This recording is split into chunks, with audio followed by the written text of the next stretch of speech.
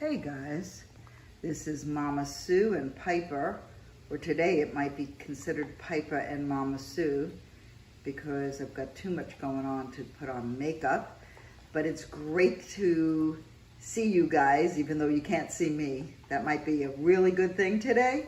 Anyway, putting together a makeshift. So I got a head start without you. And what I've done is I had a small brisket from a store. I wasn't really familiar with the cut of this, so I figured it maybe would make more of a better stew type of meal. And it's really more about taste and getting my husband to eat right now. And so it could be not just this cut. It doesn't have to be a brisket, which is a good cut. And it can make a nice soft stew if you cook it long enough. But it could be it could be chuck, it could be anything that you happen to have in the freezer right now. Or the refrigerator. I'm big on that. And I said to myself, well, I can't make a brisket out of this thing. I don't have the correct ingredients for that. But what can I do? Maybe I'll make more like a French stew. I really didn't have the right ingredients for that either. So I looked around, like I always encourage everybody to do. And what I've done so far is just brown some onions, brown both sides of the brisket in a good skillet. Get a good skillet. If you do nothing else, buy a good skillet. The one I'm using is from All Clad. It's a non-stick. I really am not that big on non-stick. However, I decided that because of what's going on in my life right now, I would try this. And it's working out great because it's easy to clean, and I can also put it in the oven. And this is by All Clad, so I do like it. So now I've browned both sides of the meat. Don't know if I have any garlic. I might. If I did, I would probably put it in at this point, but I'm not going to stop what I'm doing to look for it. So I'm pretty sure that we can just go ahead, and I can always add like some chopped up garlic later to it. And I'm just going to put some wine over this. And the next thing I'm going to do is I happen to find a can of mushroom soup. Now, I normally never cook with mushroom soup because that's a faux pas, and I don't really need to do that. I know how to make my own sauces from scratch. But God knows when I moved here, what I was thinking, I took this can of mushroom soup, which was probably around forever, and I'm glad I have it now. I'm not saying anything against it, so I'm just going to throw some of that in there. You know, why not? And so we have wine and mushroom soup. Sounds like it could be kind of good. I mean, we'll find out later. I'm going to tell you what it ended up tasting like because I'm pretty picky. And then look, I found some onion soup mix. God, this is so old school. Sheesh. Okay, let's put a little bit of that in there too. And probably some water. Doesn't get too salty, whatever. And I'll tell you how I'm going to finish this off. I've already sprinkled some black pepper on here. I definitely don't think we're going to need any more salt, but we'll check. We'll see how it goes. And I'm probably going to put some carrots, and let's peel some carrots and we'll throw them in. Hold on. So now I've just kind of cut up some carrots, threw them in, because even in a French stew, carrots are always real good.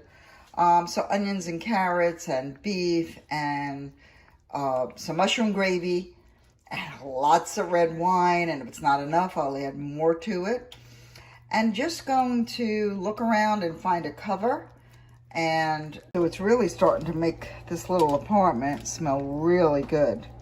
Really good. And so what my thoughts were is once I get this real soft, to kind of just cut it up after, because I didn't really want the hassle of cutting it up before. I wanted to wait until it was soft and cool, and then I will just cut it up into chunks and make a beautiful French stew over this. You could say a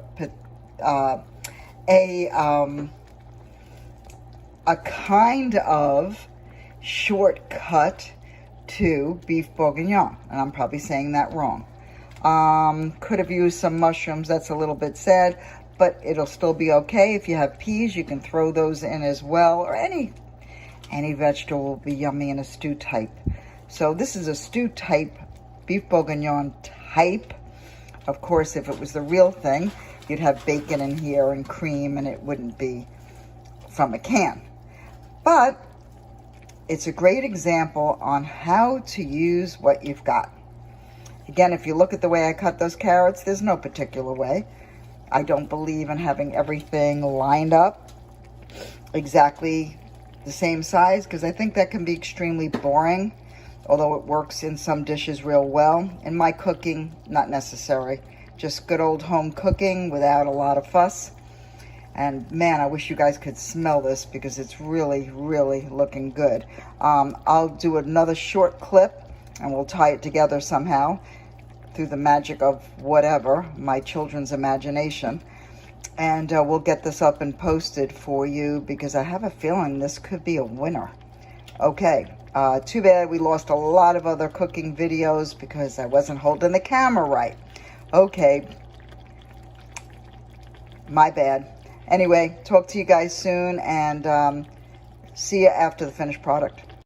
Okay, so this is our sort of kind of beef bourguignon, and this is Mama Sue, and it really does taste very, very yummy. I did use some buttered egg noodles. I simply boiled the noodles, drained them, added butter. Of course, don't rinse those noodles with any kind of water.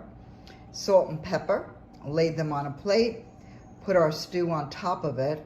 I think it could have been improved with some peas, which I couldn't find in the freezer, and some mushrooms.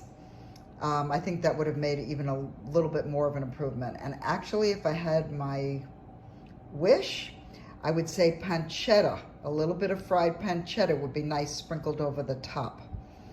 And maybe for garnish, a fresh sprig of rosemary kind of sticking out of the top of it. That would have been real fancy and fun. Anyway, that's all for now from Mama Sue and Piper. Thanks so much for watching us. And we hope to see you again soon. Just tune in to Mama Sue and Piper. Hit the subscribe button, because there'll be a lot more fun stuff coming up that you could actually use in a practical way in your lives, in your home. Thanks.